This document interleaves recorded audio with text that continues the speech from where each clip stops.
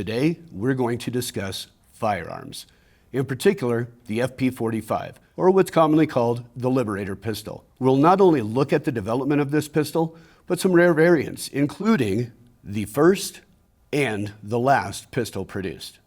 In March of 1942, a Polish military attaché inquired whom he should contact regarding a want of arms and supplies for bolstering populations who were at the time in Nazi-occupied territory. The subject was referred to the Joint Psychological Warfare Committee for study, which resulted in the study on proposed rearming of civilians under Axis control. The study proposed guidelines for topics such as the choice of weapons, the production, the distribution, and the expectations.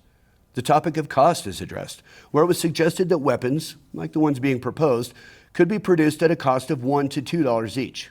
The actual price ended up being just above this estimate at $2.10. Now, mind you, this is still March of 1942. The Polish attaché reaching out, subject being referred to the Joint Psychological Warfare Committee, and then they developed and circulated an analysis. This is all happening in about 2 weeks, which demonstrates the urgency of promoting a way for suppressed populations to disrupt from within. And things were indeed urgent. We were not doing well on the open seas. We were not ready for the ground battles about to begin. It was the first week of March 1942 that Pearl Harbor was attacked again by a much smaller Japanese force. So sabotage and subversiveness were welcome battle buddies for the Allied forces. In May of 1942, representatives of the Army Ordnance Department and both Inland and Guide Lamp divisions of General Motors met in Washington, D.C. to discuss the production of these weapons. The Joint Psychological Warfare Committee and Army Ordnance concluded that a pistol be the weapon produced, made partially of stamped sheet metal of heavy caliber, 45 caliber was chosen, to weigh only about 1 pound, and each pistol initially was to be packaged with 20 rounds of standard ball ammunition. The lifespan of each of these pistols was determined to be approximately 50 rounds before failure was all but guaranteed. 1 million were ordered, with the hope of possibly millions more to come. Now, Inland Division was already committed to their contract for M1 carbine production, so the pistol contract would go to Guide Lamp, which was the headlight division for General Motors. Parts for the pistol were made at other plants. Saginaw Steering Gear Division made the barrel bushings. Frigidaire chambered the gun barrel. Detroit Transmission made barrel collars, and Moraine Products Division built the barrel and trigger guard assembly for Guide Lamp. The FP-45, or Flare Projector 45, was the name given to the proposed and subsequently accepted pistol to be distributed to populations under Axis control. It was called a flare projector in order to keep the true use obscured. Parts of the FP-45 were also labeled with the same intention. For example, the trigger was called the yoke. Trigger guard was a spanner. Firing pin was called a control rod. In fact, the name of the pistol itself changed a number of times. Besides flare projector, it was also called the Who's It, Studler 45, and by 1944, the Liberator. The FP-45 had more names than confirmed kills. The only confirmed fatality due to an FP-45 never happened overseas during the war.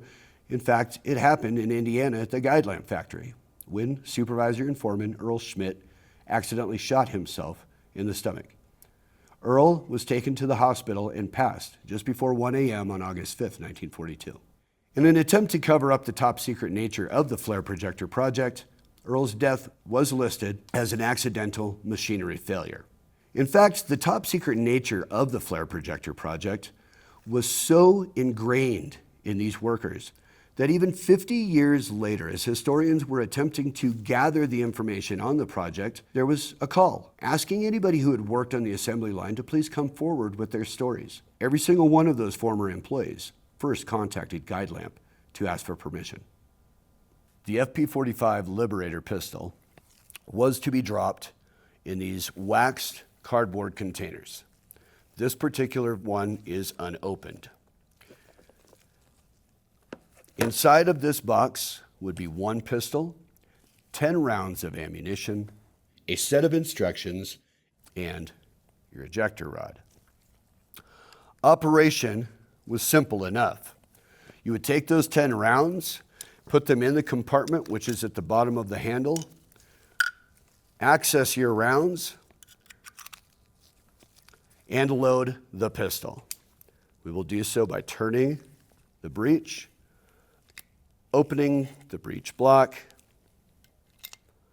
inserting the round, closing the breech block, putting the charging handle back into place, and it is ready to fire. Upon firing, you would repeat the procedures and take your wooden dowel and eject the round, and then load subsequent round and repeat. Being that this weapon is meant to be fired at 0 range, I find it very humorous that it has a front and a rear sight.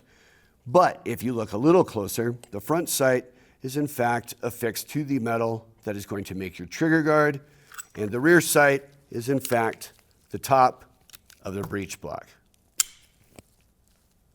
Now this one I am showing you is quite special in the historical evolution of the FP-45.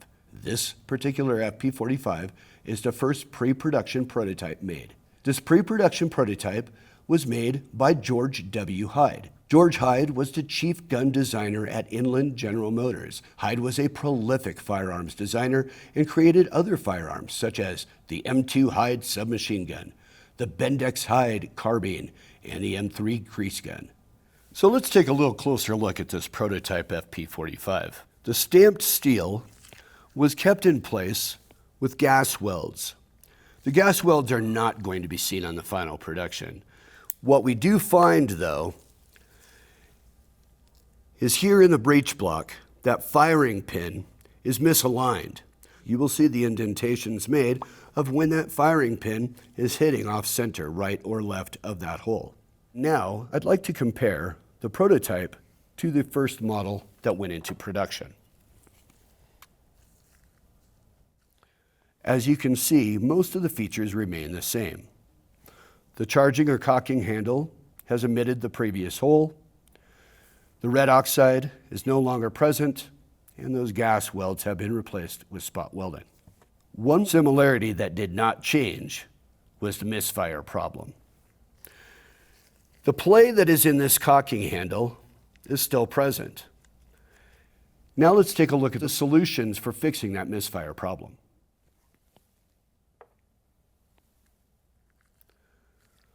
The prototype Model 2 is going to introduce a guide rod that runs through the breech block just below the rear sight. That guide rod, aligned to the hole in the breech block, will now ensure that that firing pin does not go to the left or the right of the hole. It will in fact go exactly where it needs to. Now that the prototype Model 2 with the guide rod proved that misfires could be alleviated, we go into production with the Model 3. The Model 3 will take that same guide rod and enshroud it in the charging handle.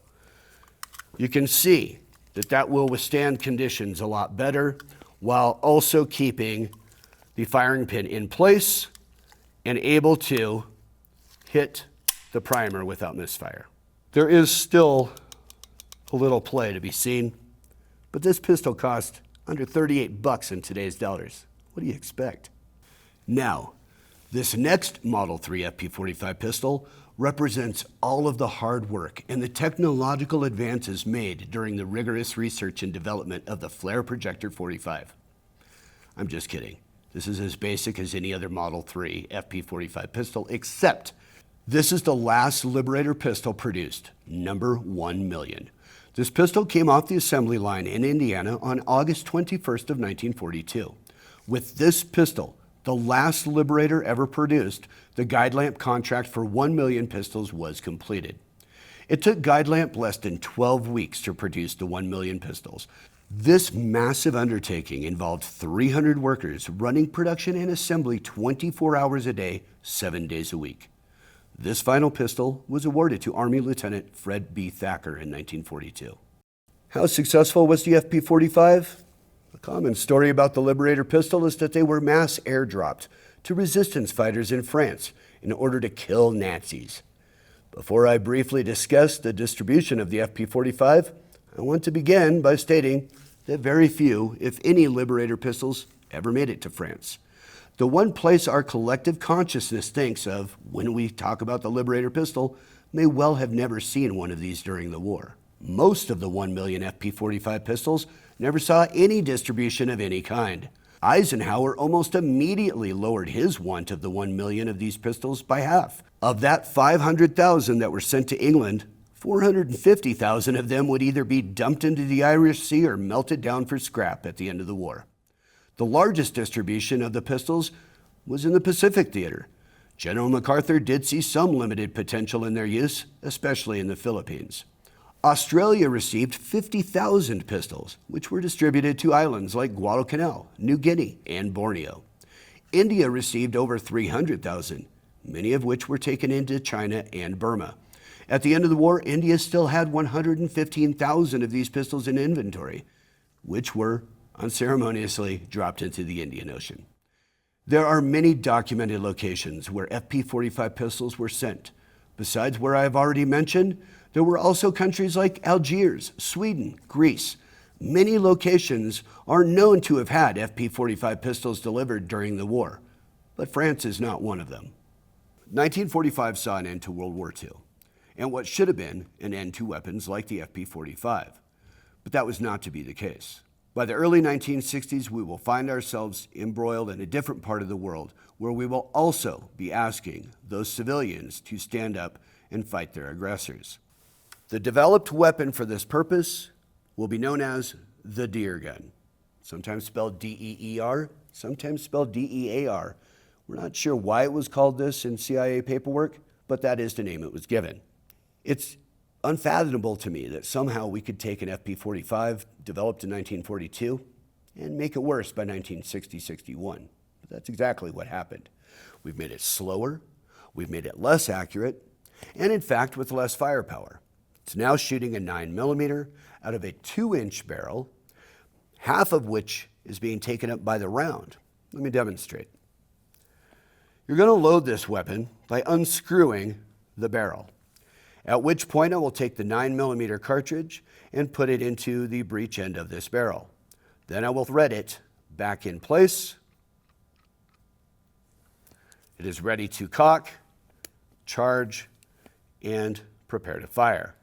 Once firing this weapon, I will now remove this cover and it is affixed with a ramrod.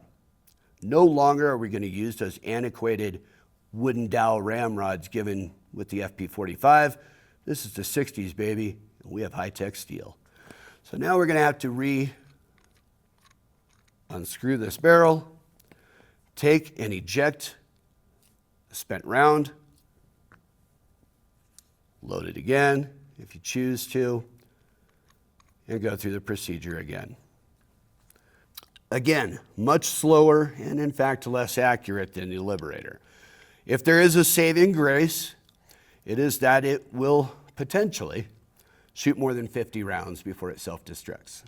There are variations seen in the collector's world. Some of them are rifled barrels, some of them are smoothbore barrels. This particular example does have a rifled barrel. There is very little evidence that this pistol made its way to Southeast Asia, although that was its intent. In the end, both the Liberator and the deer gun were lackluster enough that U.S. troops would ultimately be sent to accomplish personally what the population armed with these weapons could not do themselves. Thank you for watching. If you'd like to see more gun videos, like the one we just showed you on the one-shot wonder Liberator pistol, please like and subscribe, and I'll catch you on the next round.